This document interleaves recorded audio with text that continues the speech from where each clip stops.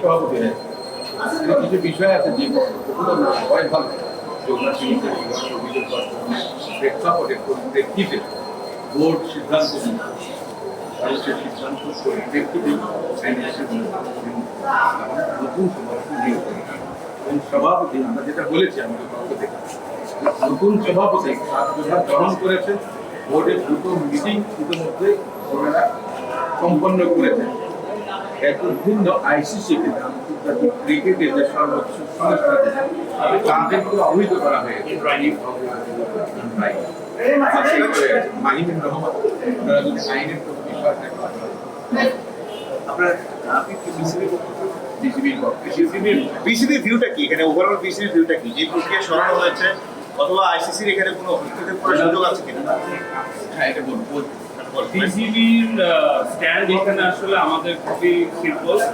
এখানে জাতীয় ক্রীড়া পরিষদের এটা এখতিয়ার। উনি আসলে ফারুক রঞ্জিত সাহেবও জাতীয় ক্রীড়া পরিষদের নমিনেটেড ডাইরেক্টর ছিলেন এবং এখন যে নব নির্বাচিত প্রেসিডেন্ট হয়েছে উনিও আসলে আমরা সাহেবও জাতীয় ক্রীড়া পরিষদেরই নমিনেট।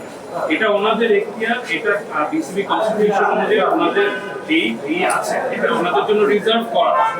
ওনারা যেটা করেছে এটা ওনাদের প্রসেস অনুযায়ী করেছে। আমাদের পজিশন হলো আমরা বোর্ডে এটা অ্যাকসেপ্ট করে ওনাকে আবার এই বোর্ডের মধ্যে ইলেকশন হয়ে তাকে প্রেসিডেন্ট নির্বাচিত করা হয়েছে এবং পরবর্তীতে দুটো বোর্ড মিটিংও হয়েছে এবং বিভিন্ন কার্যক্রম গ্রহণ করা হয়েছে, আইসিসিকে অবগত করা হয়েছে। বিসিবি পজিশন সিম্পল যে এটা আমরা মনে করি যে এটা আইনসম্মত হয়েছে এবং এটা যেহেতু আমাদের বোর্ড অফ ডাইরেক্টরস এটাকে এন্ডোর্স করেছে, অ্যাকসেপ্ট করেছে এবং তাকে প্রেসিডেন্ট হিসেবে নির্বাচিত করেছে এবং তার অধীন অলরেডি আমাদের দুইটা বোর্ড মিটিং হয়েছে। এটা হলো আমাদের বোর্ডের তরফ থেকে।